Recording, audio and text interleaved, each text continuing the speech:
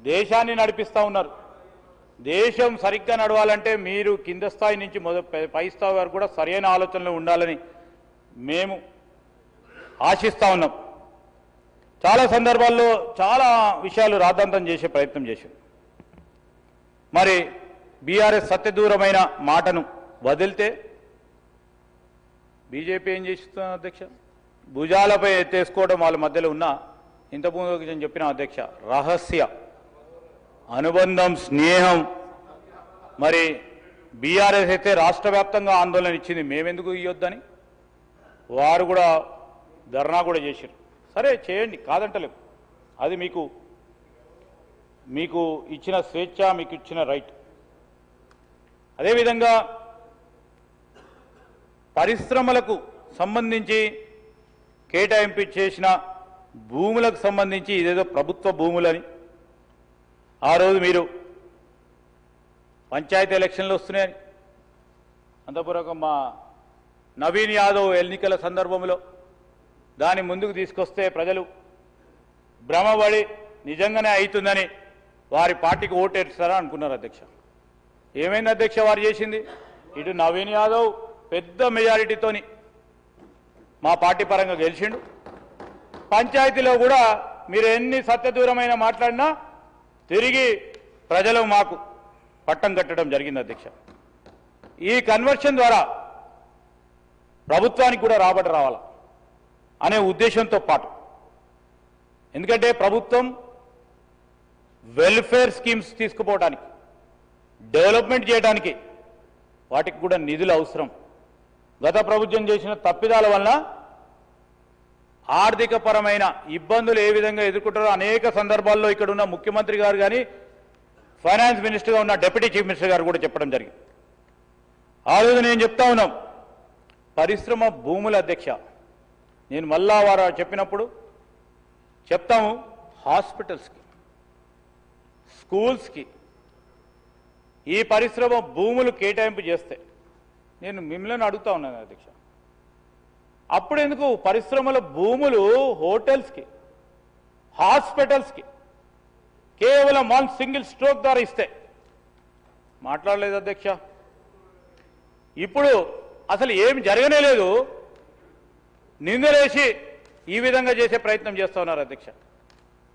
ఈరోజు నేను ఈ సందర్భంలో ఈ మంత్రివర్గ ఉపసంఘానికి సంబంధించి మేము రాబోయే కాలంలో ఈ పాలసీ ట్రాన్స్పరెంట్గా, పారదర్శకంగా భూ వినియోగ మార్పిడికి సంబంధించి మేము పెట్టే rules, I'm standing and putting this viewpoint before you, honorable speaker sir, it will be the very very very transparent policy adhyaksha.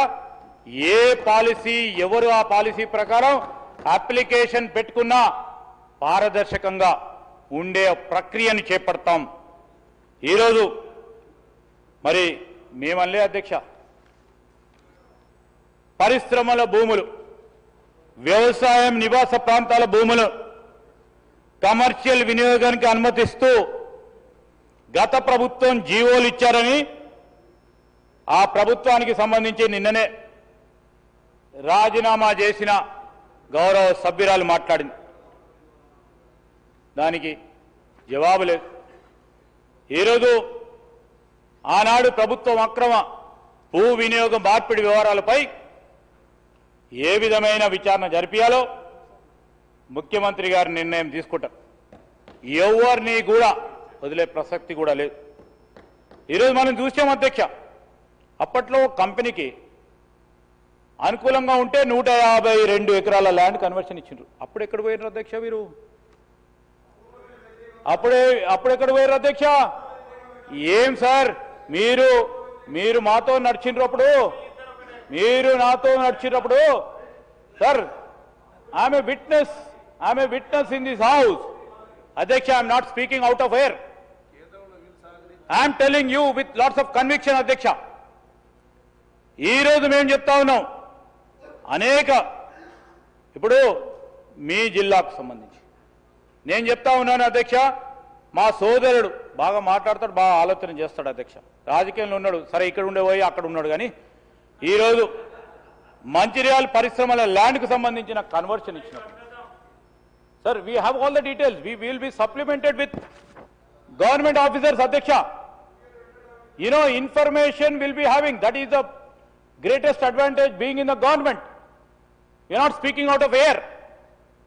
నేను ఈరోజు చెప్తా ఉన్నా అధ్యక్ష, లెక్కాపత్రం లేని అనేక సందర్భాలు వారు తీసుకొస్తే నేను మీరుకున్న ఇప్పుడు మాట్లాడుతూ ఉన్నా ఒక్క అడుగు మాట్లాడినా ప్రజలు హర్షించేవారు. నేను ఎందుకు చెప్తా ఉన్నాను అధ్యక్ష, ఇవన్నీ కూడా ఇంకా విషయాలు, ఎందుకంటే ఆన్సర్ చేసేటప్పుడు మీరు అడిగిన ప్రతి ప్రశ్నకు కూడా జవాబు చెప్పాలి. సో మీరు చెప్పిన ప్రతి అంశం పైన ఈరోజు మీరు బయట అడిగిన అన్నీ ఉన్నాయి, ఇక్కడ అన్నీ ఉన్నాయి. మీరు బయట అడిగిన దానికి సమాధానం కూడా, లోపల అడగబోయే సమాధానం కానీ, మా గౌరవ సహచరులు అడిగే ప్రతి ప్రశ్నకి ఈరోజు నేను మీకు తెలియజేస్తా ఉన్నాను. మా ప్రత్యేకమైన లక్ష్యం, ఉద్దేశం కూడా పర్యావరణాన్ని కాపాడే ఓ కార్యాచరణ, ఒక లక్ష్యం, భావి తరాలకి త్రాగేందుకు మంచి నీరు, అదేవిధంగా పీల్చడానికి మంచి గాలి, పరిసరాల ప్రాంతానికి ఆరోగ్యవంతమైన వారి భద్రతతో కూడుకున్న వారి జీవితాన్ని ఒక లెగసీగా ఇవ్వాలనే ఒక ఆలోచన దృక్పథమే ఈ హిల్ట్ పాలసీకి నాంది అని మీ ద్వారా గౌరవ సభ్యులకు తెలియజేస్తూ మరి సెలవు తీసుకుంటున్నాను అధ్యక్ష.